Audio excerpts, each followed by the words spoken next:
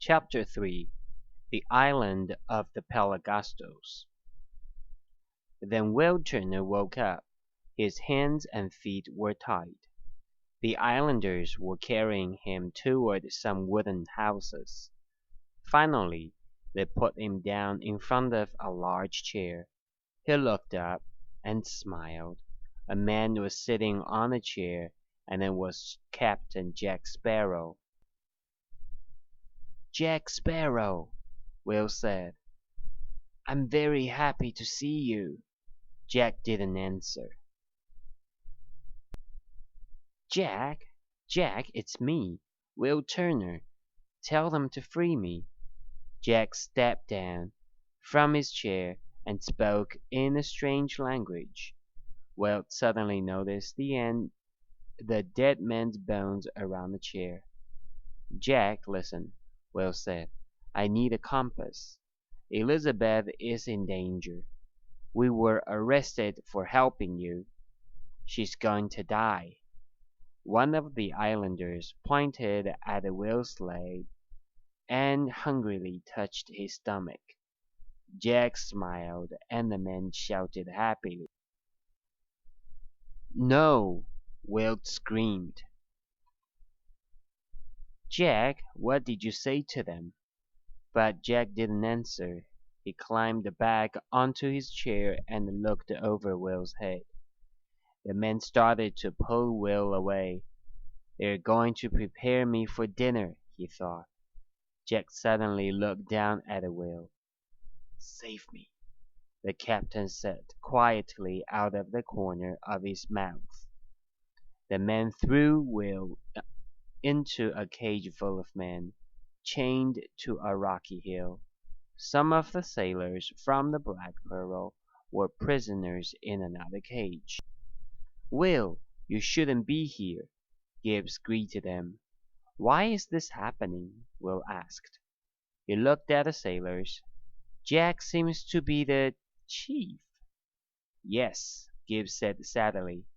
"The Pelagostos made him their chief, and now they want to free his soul from his body. They're going to cook him and eat him." "Where are the other sailors from the Pearl?" Will asked. "Look more carefully at these cages," Gibbs said quietly. "The Pelagostos built them after we arrived." Will looked at the walls of the cage. They were made of bones. He quickly moved his hand away. "The meal starts when the sun goes down," Gibbs said seriously. "Jack's life will end when the music stops." In a small boat near the beach, two of Barbossa's pirates, Pinto and Regatti, rowed with their backs to the sun. A dog with a ring of keys in its mouth was sitting at the end of the boat. Suddenly the men saw the Black Pearl.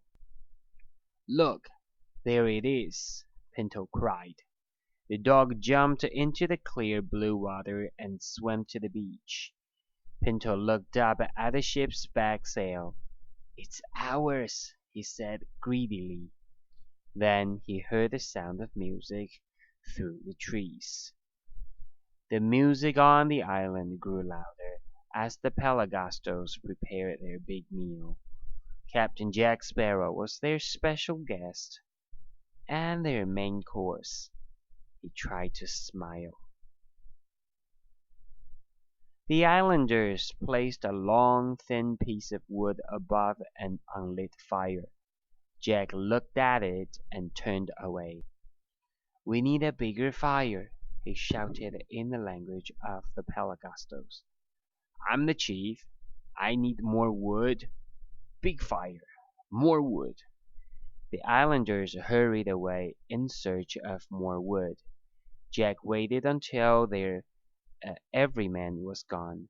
Then he ran and ran. When he arrived at a small house, a large man opened the door. Jack stepped back. "I'm not running away. No," he said. Soon he was tied to the long piece of wood over the unlit fire. The fire was now very big. "Nice work," he said. The Pelagostos smiled proudly. "Too nice," Jack thought to himself. On the rocky hill, Will and the pirates waited on their bone cages. "I must do something," Will said to himself. "I must save Elizabeth." "Try to move your cage," he shouted to the pirates. "Move it toward the rocks. Then put your feet through the holes between the bones and try to climb the hill." Leech and the pirates in the other cage understood and started to move it slowly up the hill. But suddenly a guard saw them and screamed loudly. The music stopped. As Will and the man in his cage reached the top of the hill, the islanders ran toward them. They pulled the cage up around their legs and started to run. They had to find the black pearl fast. When the guard ran toward them, the Pelagostos were preparing to light the fire under Jack. "The prisoners are trying to escape," he screamed. "Follow them," Jack ordered. "They mustn't escape." "What shall we do?" The Pelagosto islanders couldn't decide. "Shall we light the fire, or follow the other prisoners?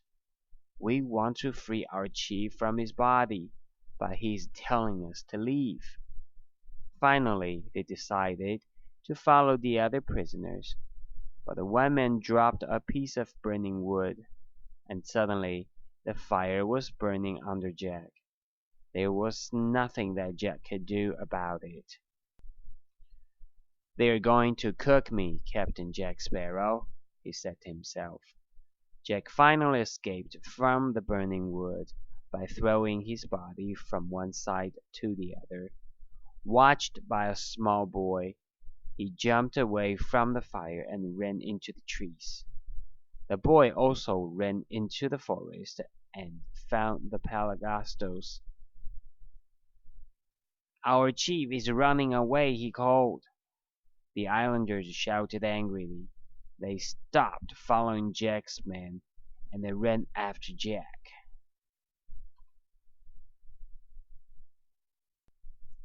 Will and some of the pirates arrived on the beach and broke out of their cage. They couldn't notice Pinto and Ragati preparing the pearl. They didn't notice. "Excellent!" Gibbs shouted. "We can sail." "I'm not going to leave without Jack," Will said. Gibbs suddenly pointed along the beach, and Will saw Jack. He was running down the beach with the Pelagostos close behind him. "Jack, hurry!" Gibbs shouted. Jack ran through the shallow water to the side of the pearl, and Gibbs pulled him onto the ship.